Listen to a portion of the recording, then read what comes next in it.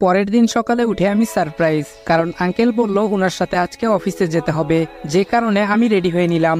আজকে আর কলেজে যাওয়া হবে না, তাই অনন্যা একাই চললো কলেজে।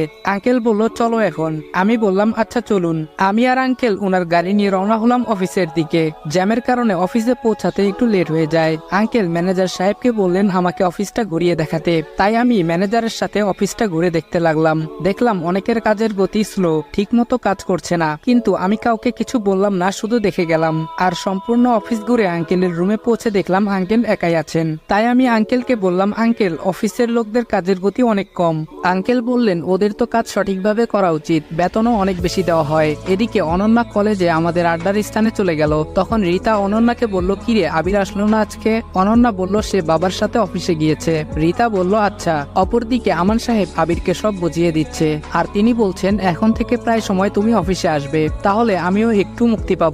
কাজ বুঝিয়ে দেওয়ার পর আবির তার রুমে এসে ভাবতে লাগলো কর্মীরা তো তাদের কাজ ঠিক মতো করছে না, এর কারণ কি? না, আমাকে এই খোঁজ নিতে হবে। কাজ ঠিক মতো করলে তো আরো অনেক বেশি লাভবান হওয়া যাবে। যেই ভাবা সেই কাজ। আবির তখন বেশ কয়েকজনকে ডেকে নিল। আবির বলল আচ্ছা আপনারা আপনাদের কাজ ঠিক মতো করছেন না কেন? একজন কর্মী বলল আমাদের পরিশ্রম হয় অনেক, আর সেই তুলনায় টাকা অনেক কম পাই, আর অন্য ফ্যাক্টরিতে থাকলে আরো ভালো টাকা পেতাম। তখন আমি বললাম আপনার বেতন কত? কর্মী বলল 10,000 টাকা। আমি বললাম আপনাদের সাধারণ স্টাফদের বেতন তো 15,000 টাকা, আর আপনাদের উপরে যারা তাদের বেতন 20,000, কিন্তু আপনারা পান 14,000। আপনারা যান, ন্যায্য মূল্য আপনারা পাবেন, আপনারা কাজে মন দেন। সকল কর্মী তাদের কাজে চলে গেল। তবে এখন আমার কাজ করতে হবে। কে এই সকল কাজ করছে? আমি আঙ্কেলের রুমে গেলাম আর সবকিছু খুলে বললাম। তখন আঙ্কেল ম্যানেজার সাহেবকে ডাকলেন। আঙ্কেল বললেন সকল কর্মীদের বেতনের খাতাটা আমার কাছে নিয়ে আসুন। ম্যানেজার বলল ইয়ে মানে আপনার দেখার প্রয়োজন নেই, ওইগুলো তো আমার কাজ, আমাকে করতে দেন, শুধু শুধু আপনার কষ্ট হবে। আঙ্কেল বলল আপনাকে আনতে বলেছি। ম্যানেজার বলল আচ্ছা আনছি। এই বলে ম্যানেজার চলে গেল, আর কিছুক্ষণ পরে আসলো খাতা নিয়ে। আঙ্কেল আমাকে বললেন দেখতে। আমি মিলিয়ে দেখলাম প্রায় 10 কোটি টাকার মতো হাতিয়ে নিয়েছে নিজের নামে। আমি এটা আঙ্কেলকে বলা মাত্রই আঙ্কেল বলল আপনাকে চাকরি থেকে বাদ দেওয়া হলো, আর যে সকল টাকা নিয়েছেন তা কোম্পানির অ্যাকাউন্টে দিয়ে যাবেন, না হলে আপনাকে পুলিশে দিতে বাধ্য হব। এটা বলার পর দেখলাম ম্যানেজার পকেট থেকে কি যেন বের করছে। পরক্ষণেই খেয়াল করলাম তার হাতে রিভলভার। আঙ্কেলের দিকে যখনই মারতে যাবে তখন আমি আঙ্কেলের টেবিলে থাকা কাচের গ্লাস ম্যানেজারের দিকে ছুঁড়ে মারলাম। তখনই তার হাত থেকে রিভলভারটা পড়ে গেল, আর আমি তা নিয়ে তার দিকে তাক করলাম। এদিকে আঙ্কেলের ডাকে সিকিউরিটি চলে এসেছে। আঙ্কেল পুলিশকে খবর দিলেন। কিছুক্ষণ পরে পুলিশ আসে এবং তাকে গ্রেফতার করে। যাওয়ার আগে আঙ্কেল তার অ্যাকাউন্ট থেকে কোম্পানির অ্যাকাউন্টে সকল টাকা নিয়ে নিলেন। পুলিশ ম্যানেজারকে নিয়ে চলে গেল। সকল কর্মীরা অবাক, কেন পুলিশ এসেছে, কি কারণেই বা ম্যানেজারকে ধরে নিয়ে গেল। আমি গিয়ে সকলের উদ্দেশ্যে বললাম আপনাদের যে ম্যানেজার ছিল সে আপনাদের টাকা থেকে কেটে তার অ্যাকাউন্টে জমা করত, তাই তাকে ধরে নিয়ে গেছে। শুনেন সকল স্টাফদের বেতন 15,000 টাকা, আর তাদের উপরে যারা আছেন তাদের বেতন 20,000 টাকা। এই কথা শুনে সকল স্টাফ আনন্দে মেতে উঠল।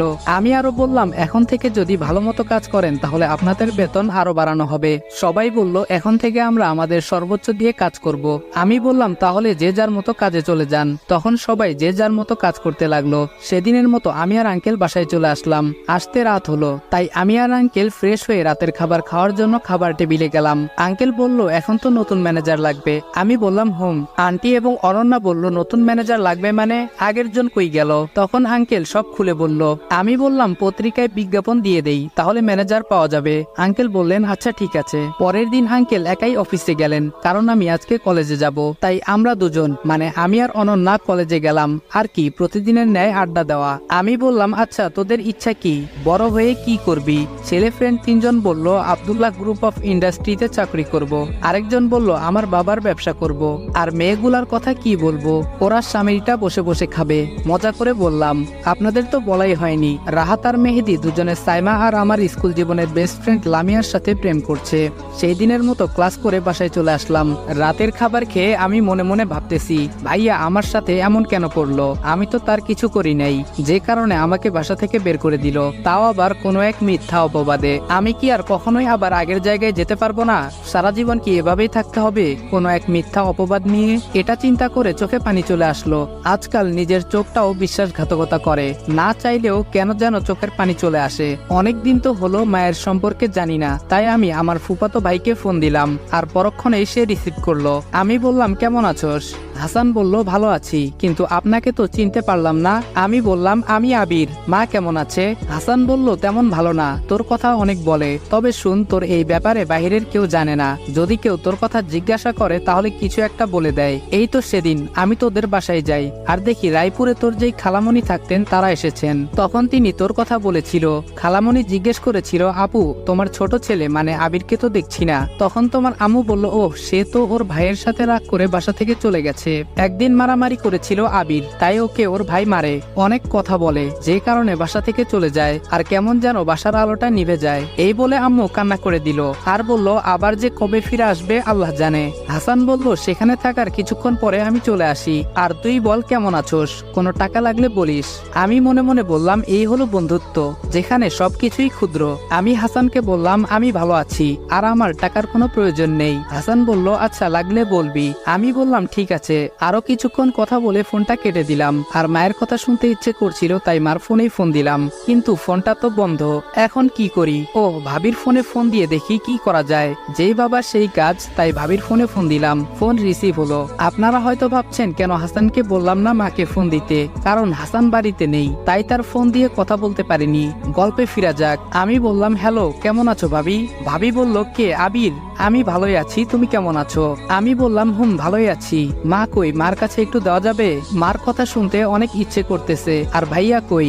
ভাবি বলল, তোমার ভাই বাড়িতে নেই, বন্ধুদের সাথে ঘুরতে গেছে। আর হ্যাঁ, মা এখানেই আছে, কথা বলো। আম্মু বলল, কে ফোন করেছে? ভাবি বলল, দেখো কে ফোন করেছে। তখনই আমি বললাম, কেমন আছো মা? আম্মু বলল, কে? আবির। এই বলেই আম্মু কেঁদে দিল। আমি বললাম, আমি। আমারও চোখে পানি চলে আসলো। আম্মু বলল, বাবা, তোকে ছাড়া আমি ভালো নেই, তুই চলে আয়, না হলে তুই কই আছোস বল, আমি এসে তোকে নিয়ে আসবো।